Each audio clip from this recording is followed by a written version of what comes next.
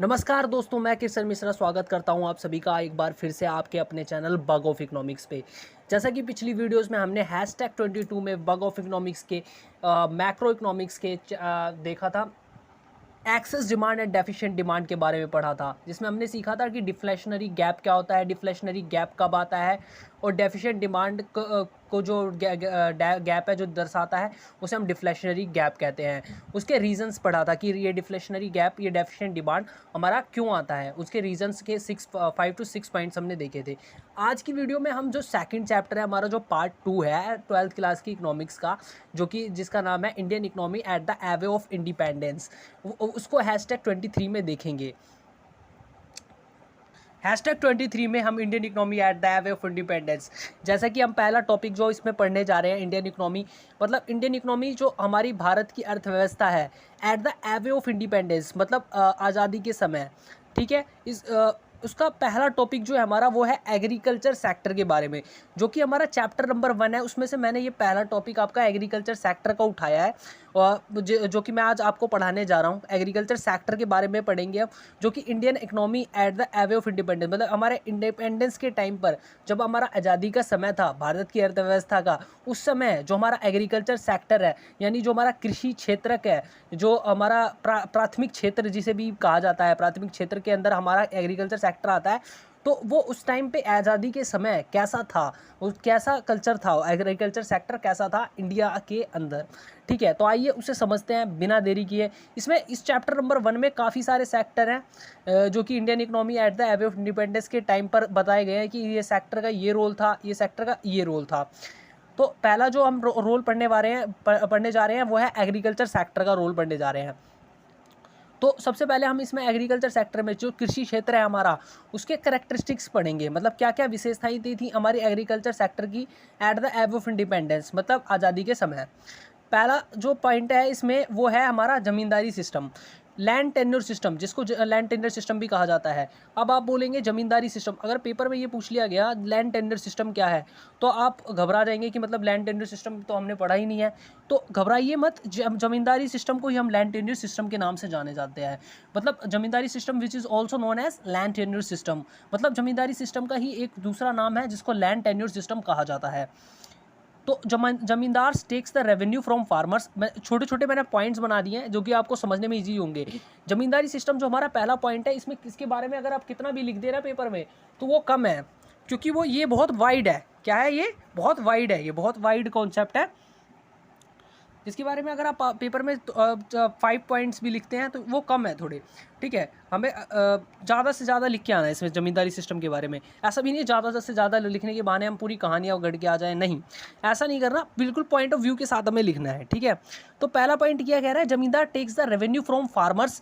ज़मींदार क्या करते थे उस समय में, जब हमारा एग्रीकल्चर सेक्टर था एट द एवे इंडिपेंडेंस के टाइम पे, ज़मींदार क्या करते थे, रेवेन्यू मतलब रेवेन्यू कलेक्ट करते थे फ्रॉम फार्मर से, किसानों से क्या करते थे, कर वसूलते थे इन द फॉर्म ऑफ लगान, लगान की फॉर्म में। जैसे कि लगान आपने फिल्म देखी होगी, आमिर खान की फिल्म है, बहुत लोगों ने देखी होगी।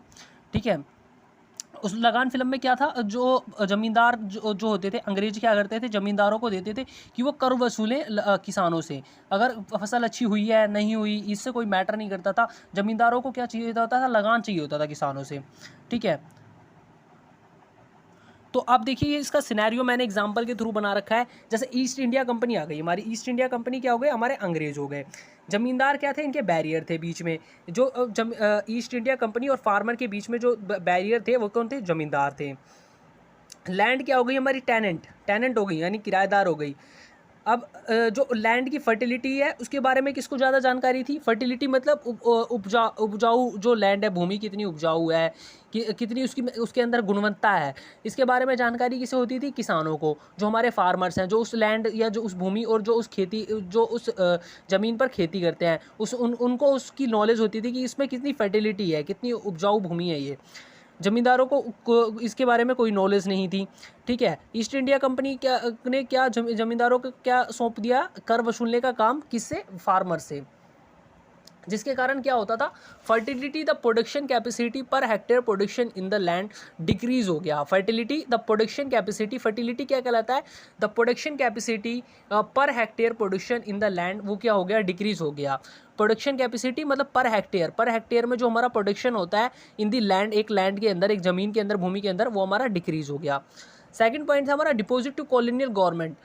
जमींदार क्या करते थे, फार्मर से कलेक्ट करते थे, रेवेन्यू कर वसूलते थे, और डिपॉजिट कहाँ करवाते थे, कॉलोनियल गवर्नमेंट को। कॉलोनियल गवर्नमेंट जो है क्या, कौन है, जो कि किसी दूसरे देश पर कब्जा करती है, जो कि अंग्रेजी सरकार, अंग्रेजी गवर्नमेंट को कॉलोनियल गवर्नमेंट के नाम से दर्शाया गया है यहाँ पर, जो कि अंग्रेज सरकार ने क्या कर रखा था, हमारे देश पे कब्जा कर रखा था।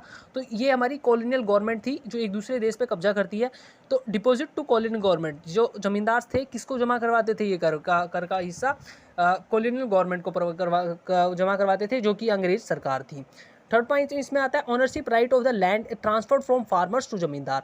जो ओनरशिप मतलब जो स्वामित्व का अधिकार था ज़मीनों का, वो ट्रांसफ़र कर दिया गया किसानों से ज़मींदार को, ठीक है। तो जिसके कारण ये हमारा ज़मींदारी सिस्टम, पूरा लैंड टेन्योर सिस्टम, जिसमें क्या था, फार्मर से कर वसूला जाता था, अच्छी फसल हो या ना हो, फिर भी उनके फॉर्म ऑफ लगान के फॉर्म में उनसे कर वसूला जाता था। जिससे क्या हो गया, जो प्रोडक्शन कैपेसिटी है, जो फर्टिलिटी है लैंड की, per hectare land of production, वो क्या हो गया, डिक्रीज़ हो गया। एग्रीकल्चर सेक्टर के अंदर डिक्रीज़ हो गया, कटौती आ गई उसके अंदर, क्योंकि ज़मींदारों के द्वारा कर बड़ी मात्रा में वसूला जा रहा था फार्मर से, किसानों से। Commercialisation of agriculture. अब सेकंड पॉइंट आता है हमारा यहाँ पर, कमर्शलाइजेशन ऑफ एग्रीकल्चर का मतलब है कमर्शलाइज करना, मतलब कमर्शियल व्हीकल्स आपने सुना होगा, जो कि अपने बिजनेस पर्पज़ मोटिव से, मतलब प्रॉफिट के मोटिव से जब हम वर्क करते हैं, तो उसे क्या कहा जाएगा, कमर्शलाइजेशन। जैसे आपने कोई लैंड परचेज़ की और लैंड को आपने रेंट पे दे दिया, और वहाँ से आपको प्रॉफिट मिल रहा है, वहाँ से आपको किराया आ रहा है, तो क्या हो गया, आपका कमर्शलाइजेशन हुआ, आपको वहाँ से प्रॉफिट हो रहा है, ठीक है। फार्मर्स क्या करते थे, higher price of for production, जैसे उन्होंने प्रोडक्शन करने लग गए कॉटन, जूट, इंडिगो, ठीक है। तो मतलब अंग्रेज़ों ने एक काम अच्छा किया कि उन्होंने एक कमर्शलाइजेशन का हमारा पॉइंट ऑफ व्यू बता दिया। उनसे हमने ये सीखा कि हमें अपने क्रॉप्स को जो हम उपजा रहे हैं, उनको हमें बेचना चाहिए, ताकि हमें प्रॉफिट मोटिव हो, हमें प्रॉफिट हो उससे उन्हें बेचकर, और हम और प्रोडक्शन बढ़ा सकें अपना, ठीक है। ये चीज़ हमने अंग्रेज़ों से सीखी।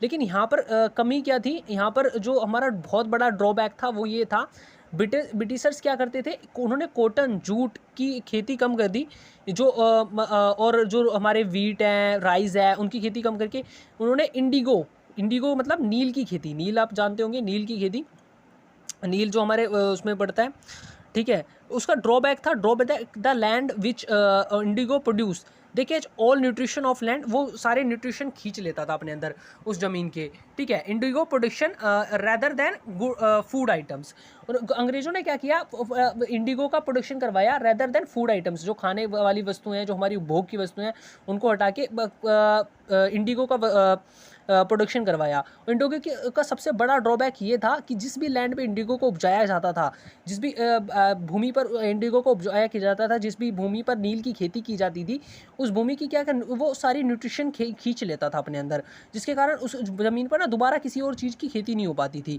और दूसरी दोबारा मतलब फसल नहीं बोई जा सकती थी। जो लाइक अगर आपको मक्के की खेती करनी है, लाइक अभी अगर आपको गेहूँ की खेती करनी है, लाइक अगर आपको धान की खेती करनी है, तो आप नहीं कर सकते थे, क्योंकि इंडिगो ने क्या किया, उस लैंड की सारी न्यूट्रिशन को अपने अंदर खींच लिया। इंडिगो का क्या यूज़ होता था, indigo as a raw material British industries में वर्क किया जाता था, जिससे कि वो फिनिश गुड्स बनाते थे और मोटा प्रॉफिट कमाते थे। जो कि अंग्रेज सरकार थी, हमारे भारत से इंडिगो की फसल उपजा के एज अ रॉ मटेरियल के तौर पर कम दामों में ब्रिटिश में ले जाती थी अपने इंग्लैंड, और वहाँ पर फिनिश गुड्स तैयार करवाती थी।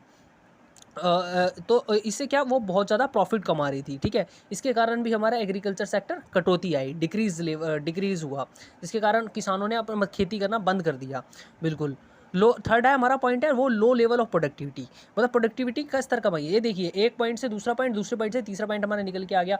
जैसे कि जमींदारी सिस्टम था, कर वसूला जा रहा था फार्मर्स के द्वारा, तो वो खेती से करने से डिक्रीज़ हुए। कमर्शलाइजेशन ऑफ एग्रीकल्चर, नील की खेती की जा रही थी, जिसमें लैंड एक बार जो उनके उपभोग की वस्तुएं ना उपभोग होकर जो नील की खेती करवाई जा रही थी, और जिससे कि जो दूसरी क्रॉप उससे में नहीं उगाई जा सकती थी। इससे क्या हो गया, लो लेवल प्रोडक्टिविटी आ गई। और उसके 3 पॉइंट और हैं, लैक ऑफ इरिगेशन फैसिलिटी, मतलब सिंचाई की अच्छी व्यवस्था नहीं थी उस समय में। लो लेवल ऑफ इरिगेशन फैसिलिटी, जैसे कि लगान फिल्म में आपने देखा, काले मेघा पानी तो बरसाओ, ऐसा गाना बजाया गया था लगान फिल्म में, आप लोगों ने देखा होगा।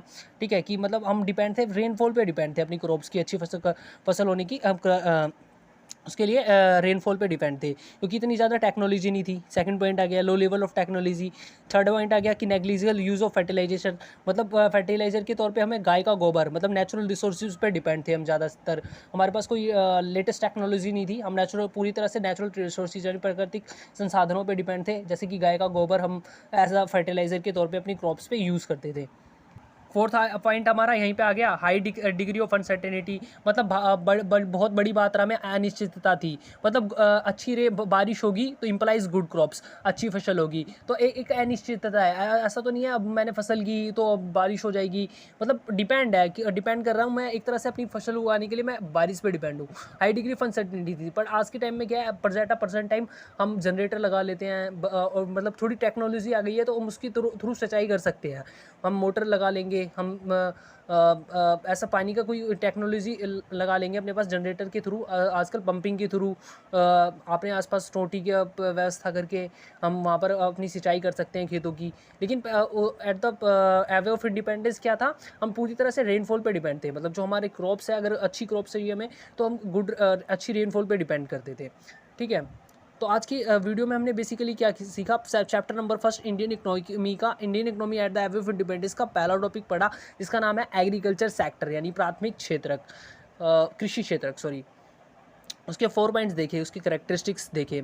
ठीक है, नेक्स्ट वीडियोस में मैं आपको टॉपिक बढ़ाऊंगा इंडस्ट्रियल सेक्टर के बारे में। ठीक है, तो ऐसी नॉलेजेबल वीडियोस को देखने के लिए बने रहिए हमारे चैनल पर, लाइक शेयर एंड सब्सक्राइब करना मत भूलिएगा। Thanks for watching, have a good day.